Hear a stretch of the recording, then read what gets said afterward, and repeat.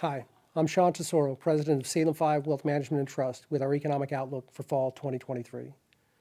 The U.S. economy remains surprisingly stronger than expected in the first half, which has increased the potential for a soft landing.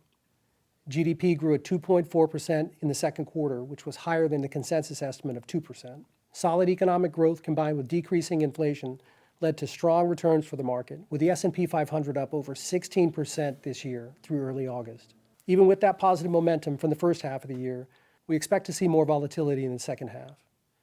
Overall, the U.S. economy should continue to grow at a slower pace from here, and while a recession is not guaranteed, a slower-moving economy will be increasingly sensitive to shocks, and there remain risks on the horizon that could push this economy into a recession within the next year.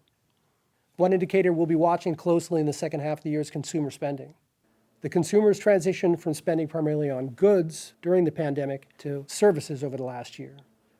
The numbers indicate that consumers are now beginning to feel the effects of less fiscal stimulus and higher inflation. In order to maintain their current lifestyles, consumers are depleting their savings balances and taking on more debt. Similar increases in credit card debt were seen prior to the recessions in 2001 and 2008. Although we could see more upside in the short term, we're not sure how much longer people are going to be willing to pay $1,000 for Taylor Swift tickets. The result of the increased spending is that the personal savings rate has now fallen to just 4.2% this year, well below its long-term average of 8.9%, suggesting that saving will need to increase over the next few years. This, along with the forthcoming resumption of student loan payments, should weigh on consumer spending in the coming months. Given the run-up in stocks this year and the outlook for potentially slower growth, we're recommending a focus on quality and value in equities and extending duration in fixed income.